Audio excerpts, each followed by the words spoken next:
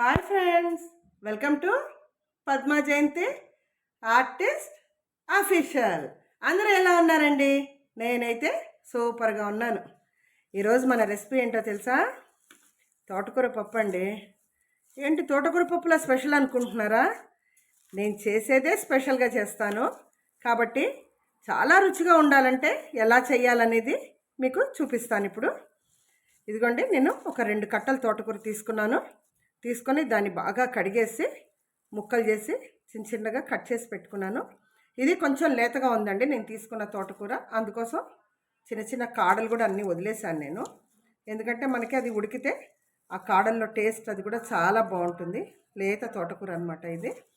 ఈ తోటకూరని ఇప్పుడు పప్పు ఎలా చేయాలో మీకు చూపించబోతున్నాను అనమాట. ఇదిగోండి, ఈ తోటకూర పప్పులోకి ఏమేం కావాలనేది మీకు చూపిస్తాను. చాలామంది తోటకూర పప్పులో ఖచ్చితంగా ఉల్లిపాయలు వేస్తారండి. సో నేను ఉల్లిపాయలు కూడా తీసుకున్నాను. అలాగే దీంట్లో తోటకూర కాంబినేషన్ టమాటా చాలా బాగుంటుంది. టమాటాలో ఒక 2 టమాటాలు తీసుకున్నాను పెద్దవి, అవి చిన్న ముక్కల కింద కట్ చేసి పెట్టుకున్నాను. ఇది వేస్తే చాలా చాలా బాగుంటుంది.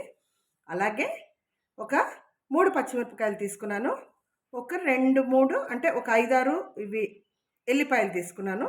మళ్ళీ మనకి తిరగమాతలోకి కరివేపాకు కావాలి కాబట్టి అది కూడా తీసుకున్నాను అనమాట. ఇప్పుడు నెక్స్ట్ ప్రాసెస్ ఏంటనేది మీకు చూపిస్తాను. ఇప్పుడు స్టవ్ వెలిగించాను, ఒక ప్యాన్ పెట్టుకున్నాను. ఈ ప్యాన్లో ఏంటంటే నేను ఫస్ట్ ఇగో ఈ కప్పుకి, అంటే నేను తీసుకున్న 2 కట్టలకి ఈ కప్పుకి 2 కప్పులు కొంచెంగా నేను కందిపప్పు వేస్తున్నాను. అలాగే కొంచెం అంటే ఒక కప్పుకి నేను పెసరపప్పు కూడా వేస్తున్నాను అనమాట. యాక్చువల్గా ఏంటంటే కందిపప్పు ఒక్కటితోటే పప్పు చేస్తారు, కానీ నేను 2 కలిపాను అనమాట. కందిపప్పును పెసరపప్పు 2 కలిపాను. ఇది పప్పు ఫ్రై చేస్తాను నేను, అంటే దీన్ని కొంచెం వేయిస్తున్నాను అనమాట. మనం కంది పచ్చడికి వాటికి వేయిస్తాం కదా, అలా కొంచెం దాన్ని వేయిస్తున్నాను. ఎందుకంటే మన అమ్మమ్మలు నానమ్మలు కూడా ఇలాగే చేసేవాళ్ళు, కందిపప్పుని వేయించి పప్పు చేసేవాళ్ళు. ఎందుకంటే వేయిస్తే దాని టేస్ట్ చాలా డిఫరెంట్గా ఉంటుంది కాబట్టి మనం ఈ పప్పుని కొంచెం దూరగా వేయించాలన్నమాట. హైలో పెడితే మళ్ళీ మాడిపోతుంది కాబట్టి సిమ్లో, మరీ ఎక్కువ ఏం వేగక్కర్లేదు. ఇది ఏంటంటే కొంచెం మనకి ఎరుపుదనం తెలుసు కదా, మనకి కందిపప్పు చేస్తే ఎలా వేయిస్తామో మనం అలా సిమ్లో పెట్టి కొంచెం ఓపిక్గా వేయించాలన్నమాట. ఇది పప్పు ఎర్రబడేంత వరకు. చూసారా, కొంచెం పప్పు ఎర్రబడుతుంది, వేగిందనమాట. జాగ్రత్తగా ఉండాలి, మాడకూడదు. సో నేను స్టవ్ ఆఫ్ చేసేస్తున్నాను.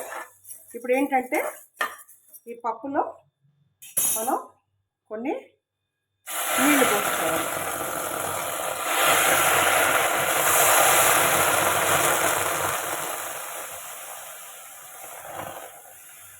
ఎందుకంటే పప్పు ఇప్పుడు కొంచెం చల్లారాలన్నమాట. ఈ పప్పు చల్లారితే అందుకొరకే ముందే నీళ్లు పోసి పెట్టేశాను. ఈ పప్పు చల్లారిన తర్వాత మళ్ళీ దీన్ని కడిగి మళ్ళీ ప్రాసెస్ చూపిస్తాను. కొంచెం చల్లారేంత వరకు వెయిట్ చేద్దాం.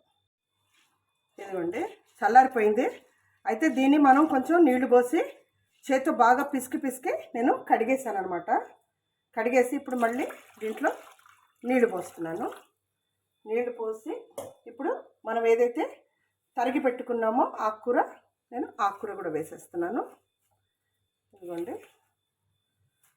మనకి ఫస్ట్ ఆకుకూర చూస్తే చాలా ఎక్కువగా అనిపిస్తుంది, కానీ ఉడికిన తర్వాత చాలా తక్కువ అయిపోతుంది అనమాట.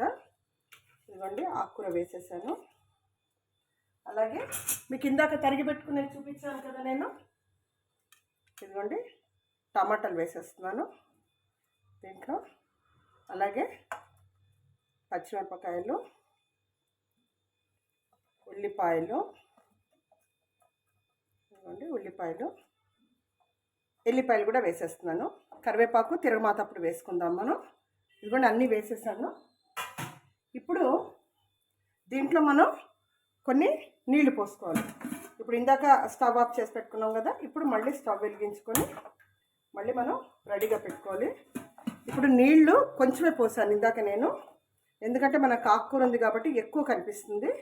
సో ఇప్పుడు ఏంటంటే ఇందాక పప్పు మునిగేంత వరకే పోసాను, ఇప్పుడు ఇంకొంచెం నీళ్లు పోస్తున్నాను నేను. ఎందుకంటే ఇది మరి గట్టి పప్పుగా ఉండకూడదు, కొంచెం పలచగానే ఉండాలి. నేను ఇంకో కొన్ని నీళ్లు పోసుకున్నాను. ఇప్పుడు దీంట్లో కొంచెం నేను పసుపు వేసుకుంటున్నాను.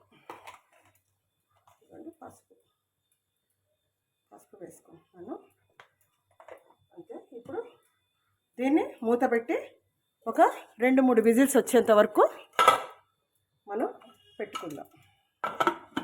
ఇదిగోండి,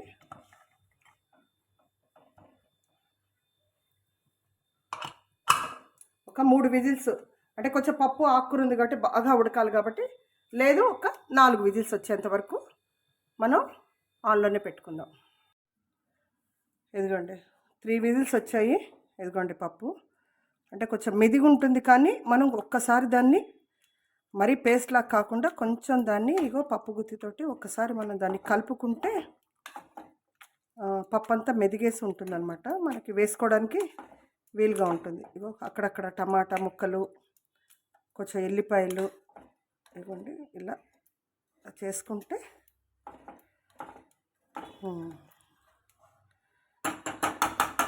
ఇప్పుడు మళ్ళీ మనం ఒకసారి స్టవ్ వెలిగించేసుకొని దీన్ని కాసేపు ఉడకబెట్టేసుకుందాం. ఇదిగోండి, ఇప్పుడు దీంట్లో నేను కొంచెం ధనియాల పొడి వేస్తున్నాను, ఒక స్పూన్ ధనియాల పొడి వేస్తున్నాను. ధనియాల పొడి వేసి కలుపుతున్నాను. అలాగే ఇప్పుడు దీనికి రుచికి తగ్గ ఉప్పు అన్నమాట. దీనికి ఒక 2 స్పూన్లు ఉప్పు.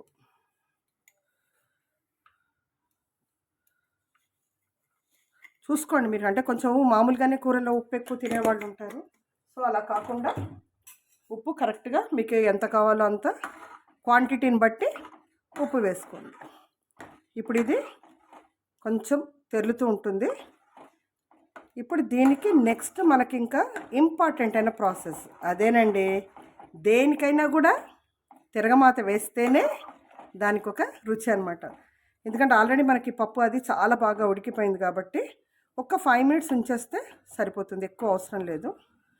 ఇదిగోండి ఎల్లిపాయలు కూడా బాగా చూడు కొంచెం అక్కడక్కడ కనపడుతున్నాయి, కానీ జస్ట్ లైట్గా స్మాష్ చేస్తే మొత్తం ఎల్లిపాయలన్నీ కూడా స్మాష్ అయిపోతాయి. సో దీన్ని వేరే స్టవ్ మీద పెట్టుకొని మనం తిరగమాతకి రెడీ చేసుకుందాం. ఇదిగోండి బాండి పెట్టుకున్నాను. తిరగమాతకి ఒక 2 స్పూన్ల నూనె వేస్తున్నాను. ఇప్పుడు దీంట్లో ఒక స్పూను గుండు మినపప్పు వేసాను. అలాగే ఒక 1/2 స్పూను ఆవాలు, కొంచెం ఊరికే 2-3 గింజల్లాగా నేను ఊరికే జస్ట్ అట్లా మినపప్పు వేస్తున్నాను. ఇప్పుడు ఇది కొంచెం మనకి తిరగమాత లైట్గా ఫ్రై అవ్వాలి. ఇదండి, ఇప్పుడు తిరగమాత కొంచెం నూనె ఎక్కువైనా పర్వాలేదు, ఎందుకంటే దీంట్లో కొన్ని మనం ఇంగ్రీడియంట్స్ వేస్తాం కాబట్టి 1 స్పూన్ నూనె ఎక్కువైనా కూడా పర్వాలేదండి. ఇదిగో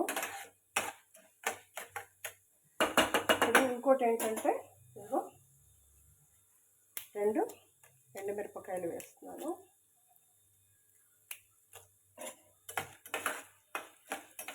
కొంచెం ఫ్రై అవ్వాలి. ఆవాలు కొంచెం లైట్గా చిటపట్లాడుతూ ఉంటే కనుక మనకి తిరగమాత రెడీ అవుతున్నట్టు లెక్క అన్నమాట. కొంచెం అవుతుంది. ఇప్పుడు మనం కరివేపాకు వేసుకుందాం.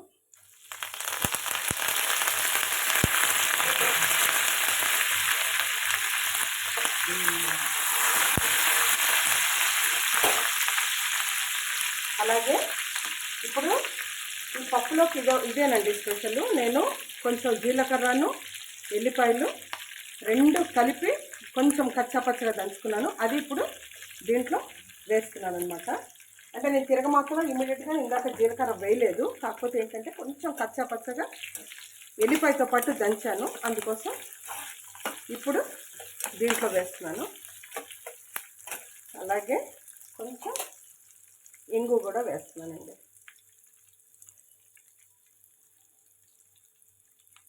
ఇంగు ఇప్పుడు ఫైనల్గా నేను అంటే దీంట్లోనే ఇప్పుడు వేస్తానండి. ఒక స్పూన్ కారం వేస్తున్నాను. కొంచెం ఆయిల్లో ఫ్రై అయితే బాగుంటుందని చెప్పి నేను ఫైనల్గా వేస్తున్నాను దాన్ని. కారం ఎందుకంటే నేను ఆల్రెడీ పచ్చిమిరపకాయలు వేసాను కదా, కారం మీరు చూసుకోవచ్చు, మీకు ఎంత కారం కావాలి అనుకుంటే అంత వేసుకోవచ్చు అనమాట. ఇదిగోండి, ఇదిగో తిరుమత అంతా కూడా ఇలా చాలా కలర్ఫుల్గా ఉంది. ఇవన్నీ కలిసేటప్పటికి మంచి స్మెల్ వస్తుంది, చూస్తున్నారు కదా. ఇదిగోండి, మనకి పప్పులు కూడా ఆల్రెడీ ఎర్రబడిపోయినాయి, వేగినాయి. ఇప్పుడు దీన్ని మనం పప్పులో తిరగమాత కింద వేయాలి. ఇదిగోండి, కాసేపు ఉడకనిద్దామన్నా కదా, ఉడికేసింది. ఇప్పుడు ఇదిగోండి ఈ తిరగమాత ఇందులో వేసుకొని కలిపేసుకుందాం. చూసారా ఎంత కలర్ఫుల్గా, ఎంత బాగుందో తోటకూర పప్పు. మనం మామూలుగా రొటీన్గా చేసేదానికంటే ఇలా కొంచెం డిఫరెంట్గా చేస్తే మనకి పప్పు చాలా చాలా రుచిగా ఉంటుంది. ఇది ఇదిగోండి, ఒక్క 2 నిమిషాలు కొంచెం దీన్ని ఇలా ఉడకబెట్టేసేసి, అంత కలిసిపోతుంది కదా, ఇలా ఉడకబెట్టేసేసి తీసుకొని బౌల్లో సర్వ్ చేసుకోండి. చూసారు కదండి, ఇప్పుడు ఈ పప్పుని మనం బౌల్లో సర్వ్ చేసుకోవాలన్నమాట. ఇదిగోండి, ఇట్లా డిఫరెంట్గా చేస్తే తోటకూర పప్పు చాలా చాలా బాగుంటుంది. మామూలుగా ఏంటంటే ఈ తోటకూర పప్పులో కొంచెం చింతపండు రసం కూడా వేసుకోవచ్చు, కాకపోతే నేను టమాటాలు వేసేసాను కాబట్టి మళ్ళీ పులుపు ఎక్కువ అవుతుందని చెప్పి నేను వేయలేదనమాట. ఒకవేళ మీరు ఏమైనా కావాలి అనుకుంటే కనుక కొంచెం చింతపండు రసం కూడా పిండుకోవచ్చు. ఇదిగోండి తోటకూర పప్పు. ఏమండి, చూసారు కదా నా వీడియోస్. నా వీడియో కనుక మీకు నచ్చితే ప్లీజ్ నా ఛానల్ని సబ్స్క్రైబ్ చేయండి. అలాగే ఒక లైక్ ఇస్తే నా వీడియో చాలామందికి రీచ్ అవుతుందన్నమాట, అందుకోసం ఒక లైక్ ఇవ్వండి. అలాగే పద్మా జయంతి యూట్యూబ్ ఛానల్ అండి, పద్మా జయంతి యాక్ట్రెస్ అఫీషియల్ అనమాట, దాన్ని మీరు సబ్స్క్రైబ్ చేయండి. మీరందరూ నన్ను ఆదరిస్తారని ఎంతో ఎంతో ప్రేమతో మీ Padma Jayanthi. Thank you friends.